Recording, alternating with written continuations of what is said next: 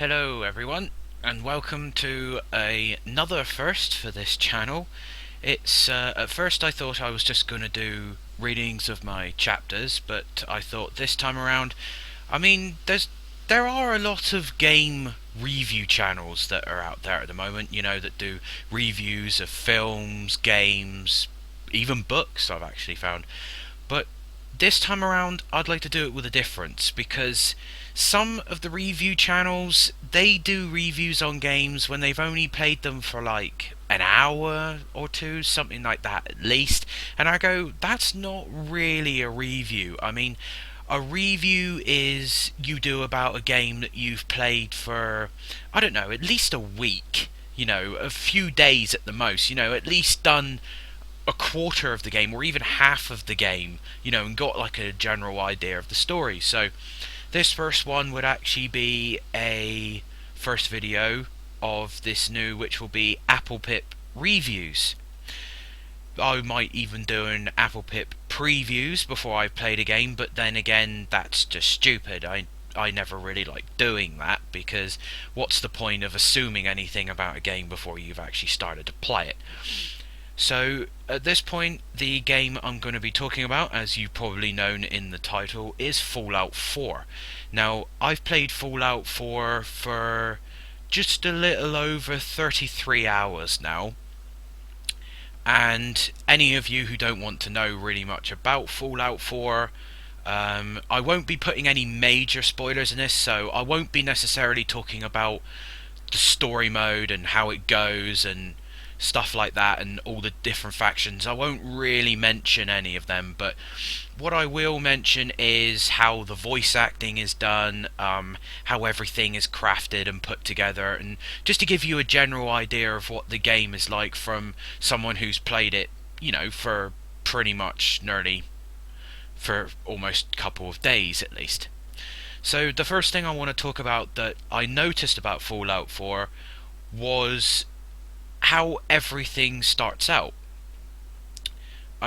Everything starts out almost similar to that of Fallout 3, the previous game, but it's not identical in the way that it does everything. It's kind of more along the line of where Fallout 3 was kind of along the line of you choose what your character looks like through a little TV screen from it.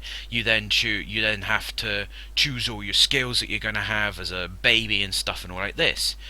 Well, this time around, you don't. The character creator is actually well done, and the best thing about it is that you can actually have more of a you can actually sculpt the character's features nowadays. On this one, you can actually grab hold of their nose and move it around, change the size, make it look like they've got a broken nose by screwing it off to the left or something. You can also, this time around, you can also add blemishes and other injuries to your character before the game starts. You can add bruises, you can have cuts, you can actually add scars now to make your character more defined, and everything about the game is just it's more detailed now. They've put more effort into what your character is going to be like, and they've now allowed you to properly make your character, not like where you just choose this and choose that. This time around, they've actually done it so your character can, is actually you. You can make yourself this time around if you wanted to.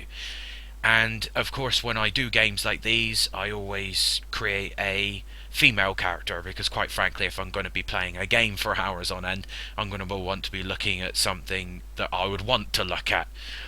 But without going into any major spoilers, I won't talk about much more than that. The other thing about the game that I noticed is how everything about it, there's never a shortage of what to do. Where if you have to go from this mission, where you have to walk from this mission to go and complete it, there's always something in between. Now, Fallout 3, yes, it did have that, but not like this game. Not like Fallout 4. Fallout 4 does it where it spreads everything around, but generously, that no matter where you go or you're trying to get to, there's always something between that and your next objective to give you another mission or to pick up other stuff, and something that will make, it worthwhile traveling to that location.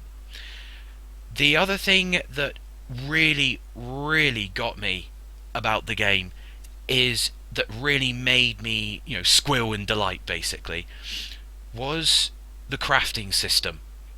Now, you may have already watched some videos of people showing you the crafting system and all like this, but this time around, unlike in Fallout 3 where you would just pick up a blueprint or you would then be able to craft a gun, but it would just be a generic gun. You wouldn't be able to change anything on it. You craft it and there you go, that's it, that's your gun. You can't do nothing else.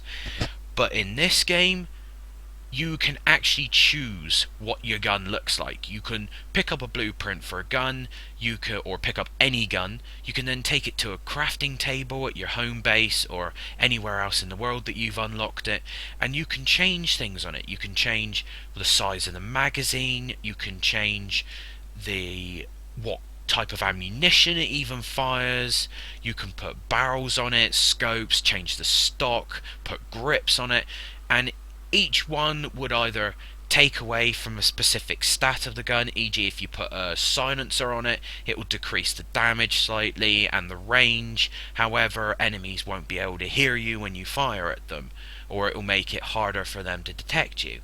It would also lower the recoil of the gun, allowing you to keep the gun focused on target for a lot longer. You get like other guns, you've got like your plasma guns, you've got your laser weapons, and they got this new addition which I actually kind of like, which is pipe weaponry, which is custom made scrap weaponry that pretty much is made by raiders and other people as low cost and efficient weaponry. The ammunition it fires is 38 rounds, but you also have the fan favourites. You also have like plasma pistols, you have laser rifles, laser pistols, and the way the weapons are around, you can always find ammunition for them.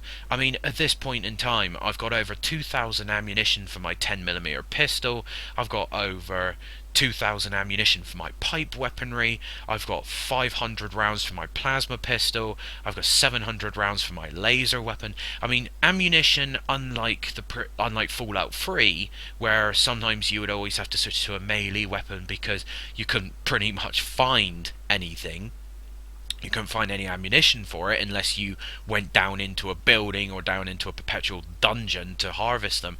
This time around, people you come across that you can kill, they're not that difficult to kill if you know how to aim, and they always have enough ammo that you're always going to be stocked. I mean, there was no point throughout my entire last couple of days total playing time of the game that I ever felt that I was going to go into a situation where I would run out of ammo.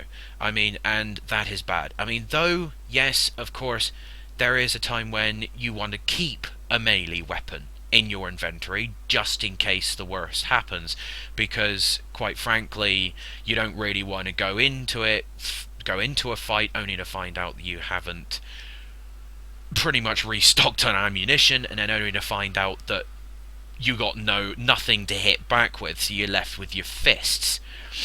But then you don't really see much in terms of the enemies that you did in the previous game, in Fallout 3. I mean, yes, super mutants are in the game.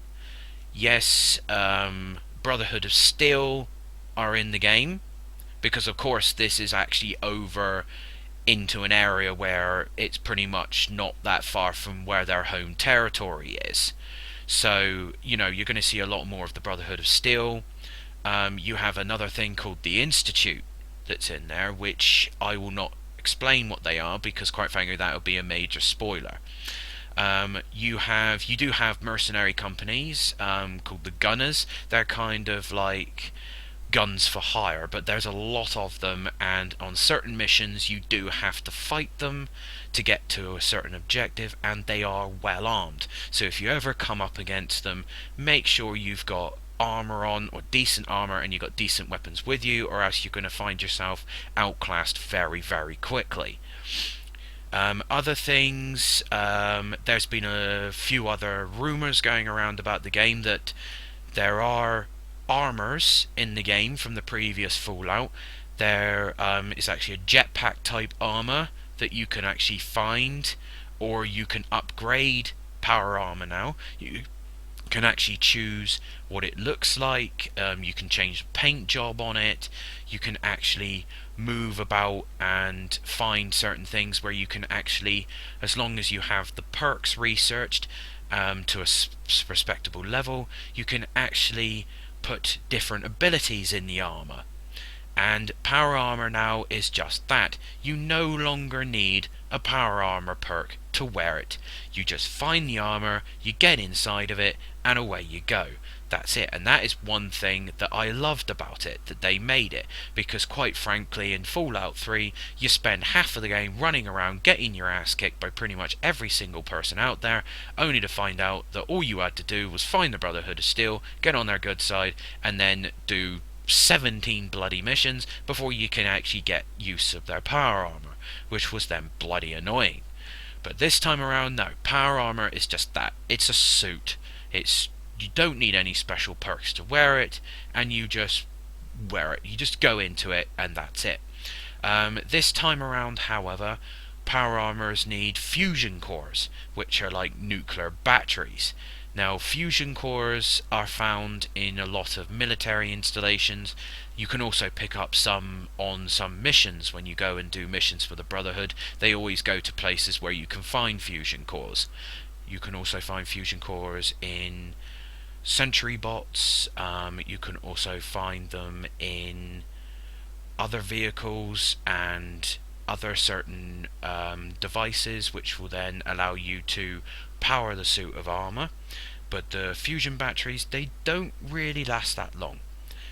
Fusion batteries will probably last around about a couple of hours of gaming time. So whenever you find a fusion battery and you're running around in power armor, always make sure you have plenty of fusion cores to go into your armor so that you have a lot more power and you won't run out and your power armor will become completely useless, which by the way will happen if your fusion core runs out of power and you've only got one in there. But like I said, all you have to do is go to usually a military installation or something similar. You can find fusion cores in power generators there and you can use them. But like I said, they don't last forever and they just basically run out of power after a while. Other weapons, you've got the standard ammunition in the game, you've got the fusion power cells, you've got 10mm rounds. The railway spike gun makes a appearance again in the game, which was quite a fan favourite from Fallout 3, which can be customised. Going back to it, you can now customise armour. You can actually add linings to your armour, you can add padded things, you can also add certain things to them to give you like better aim down the sights, to decrease the sway of a weapon when you're aiming, increase reload speed. There's a lot of different things to do, and quite frankly it would take a hell of a long time to actually put these all into a video. I'd probably be here for the next hour describing the game. But the other thing that I wanted to talk about was the way they've done the quests. The quests are brilliant. I mean, the quests, they're not few or far between like in Fallout 3. You don't have to go looking for people. There are sometimes where you can pick up a quest just by talking to a random person and there you go. You know, you got a quest from them. It may be to go and find someone, it may be to go and get them supplies, it may be to find anything else, you know, other things that they may need. But in some fashion or another, this will change how there are certain things. The one thing about it as well is that the way you are spoken to depends on what gender. Yes, this time around, your gender actually affects how people interact with you. It's like me being a woman, I found I can actually get more men to open up a little bit more about me, you know, a bit more to me, and they can do things more to me than if I was a man. Now, some people would say, well, isn't that the Black Widow perk? And I go, this was happening even before I started putting my experience points into the Black Widow perk. So some genders get a basic influence rating, I would pretty much say, depending on their gender. So you can be the male and stuff like that. The way everything slots together. I mean, you now have more humans running around out in the wilderness instead of just coming across rad scorpions or rad roaches or mutated deers and bears and stuff like this. You now have a lot more human outposts and checkpoints that are flying around. The story mode itself is well done. It flows really well. You can choose.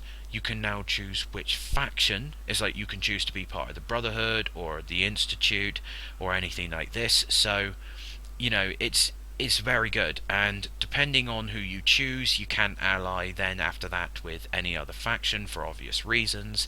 The outcome of the story mode will actually affect on who you go with and who you actually choose to be part of it.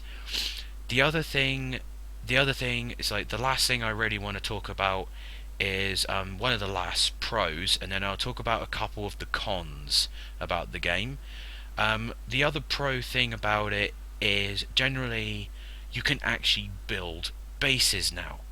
You can actually construct buildings, power plants.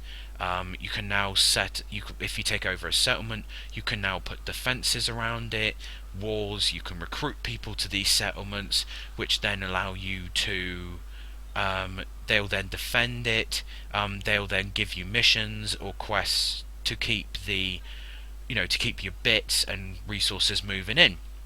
Once you get to certain perks, you can also upgrade the settlements to put supply lines between each other, effectively increasing the income a settlement may have, and you can basically build anything you want. I mean, it has just general things. You can just build it up any way you want, and there won't be no hindrance of it, or it won't affect your story mode.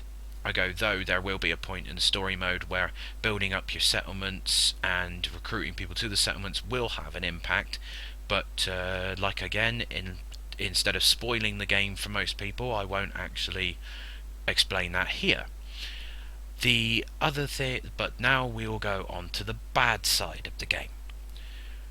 The cons. Yes, now these are the ones people mainly want to hear when they go to buy a game, because quite frankly you can have a fanboy going on about how good the game is, this and that and everything else. Now the cons. The cons about it is there is a kind of graphic instability in the game, on both the PC and the console, that after a while of playing, usually about 3 or 4 hours, which I have found of constant playing, the game decides to judder a bit. Now, it's not due to lag or frame rate drop, which quite shocked me, but it was basically the overall generalness of the game, that I kind of figure it as a way of the game telling you that you've been playing it for too long.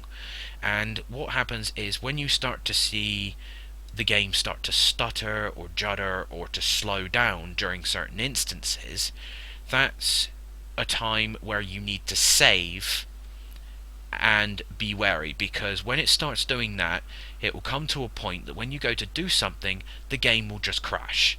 It will just freeze. It will, if you're playing on the PC, it will just crash to desktop.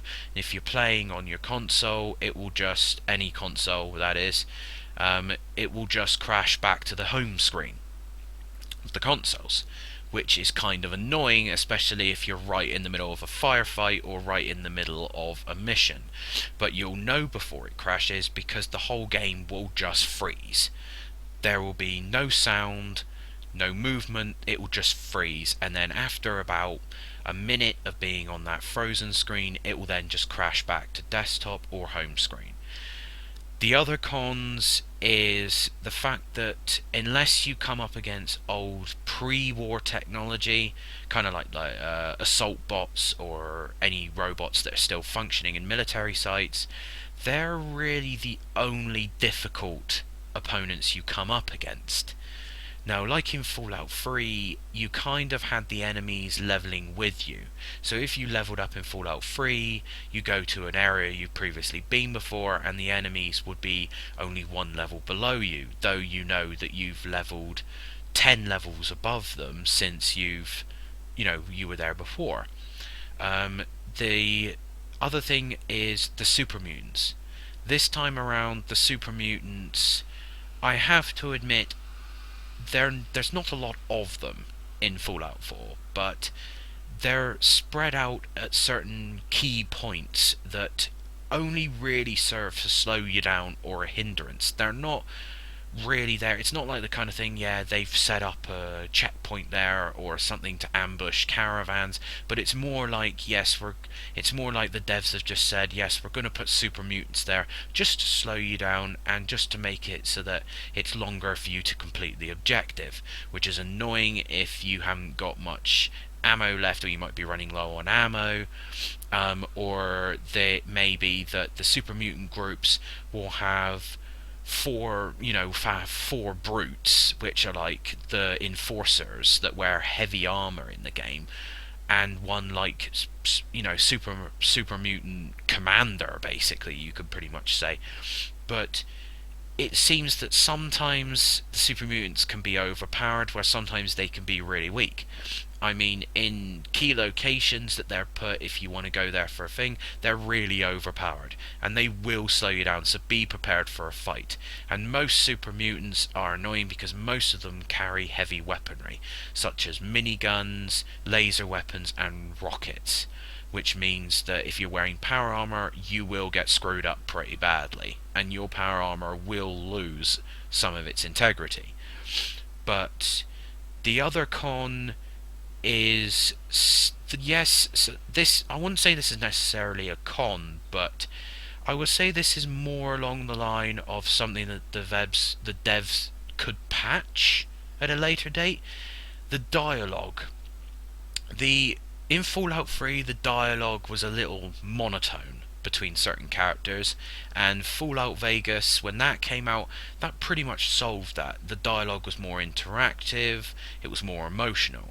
However, Fallout 4, I have to admit, the the dialogue has kind of gone away from New Vegas, and has kind of gone back to Fallout 3.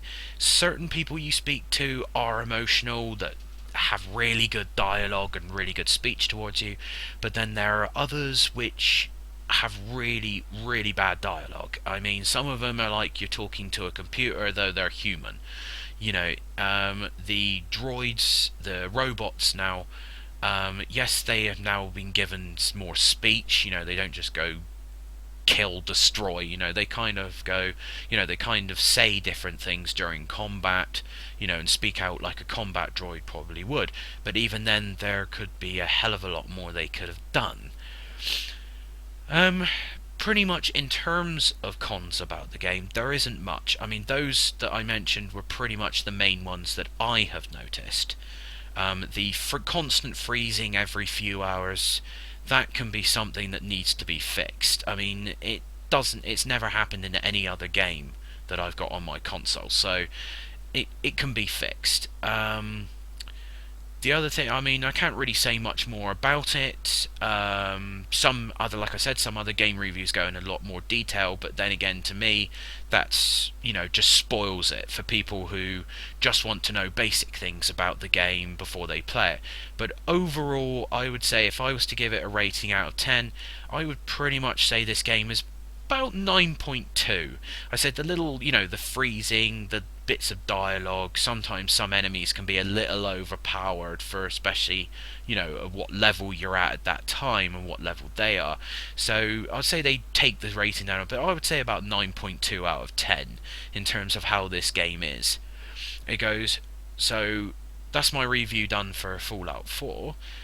And like I said, I'll do other reviews. I'm going to do a review for Black Ops 3, because I have to admit I've watched other people review the game, and quite frankly I think they're a little bit biased. I mean, yes, I like playing the Call of Duty games, but I wouldn't say I was a Call of Duty fanboy. So yeah, my next review will be for Battlefield Black Ops 3. I'll do reviews for other games, but the main instance of my channel here will be the reading of my story. The next chapter will probably be up sometime this week, possibly Tuesday or next Saturday. So, until you hear from me, everyone, this is Applepip, and good luck out there.